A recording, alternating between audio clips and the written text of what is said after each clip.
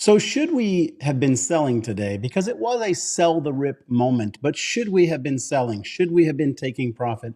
Or should we be buying because this is going to continue higher? I've got to share with you some things in the charts and explain to you what we didn't get and what we need to get more bullish. Welcome to Wall Street. This is the Stocks with Josh show. It was a wildly profitable day. I had locked in some profits before this big move. And, no regrets. Those were in gains.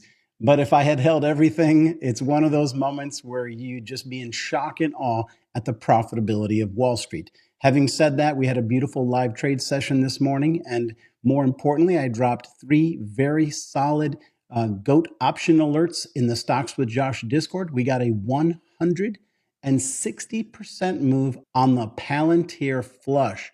We also caught CRM to the downside for 100% and RKLB for 30%. But 2 of the alerts got over a 100% move. These are the types of moves that leveraged options positions will give you. Let everyone know in the comment section if you rode those alerts down for big profits. But if you didn't, don't worry about it. Get into the Stocks with Josh Discord and I'll have 3 more for you tomorrow. And hopefully they'll be as big of a winner as these were today. Thank you for hitting the like and subscribe. I'm going to lay out for you 3 very important things I'm watching on the SPY. I'm going to give you some critical levels for, I think, 4 stocks, 4 very important stocks to the retail community. These are the ones where there's a lot of buzz and talk right now. What's going on with NVIDIA? What's going on with Palantir? What's going on with Tesla? Again, should we be buying or should we be selling the rip? Well, I'll tell you right off the bat, I absolutely sold the rip today like everybody else, and I'm watching things very carefully. What am I watching? Well, the other catalyst events that we had today. We went from war and oil to now it's the Fed and inflation.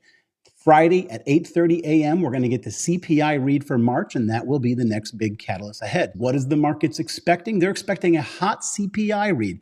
Why? Because the cost of oil that had run up during the Iran conflict, because a lot of companies will have raised their prices because they simply can't afford to show up on Wall Street with a bad earnings event. So we're going to be watching that CPI. We're expecting it to be hot. It's going to come out before the market opens and it will move the markets.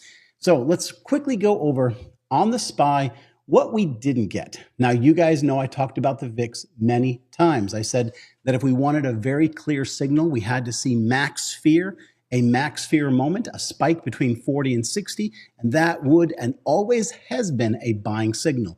We never quite got it. Matter of fact, what we got is something I said we didn't want to see, which is we didn't want to get up close to 40 and then fade back to 20. That is exactly what we got today.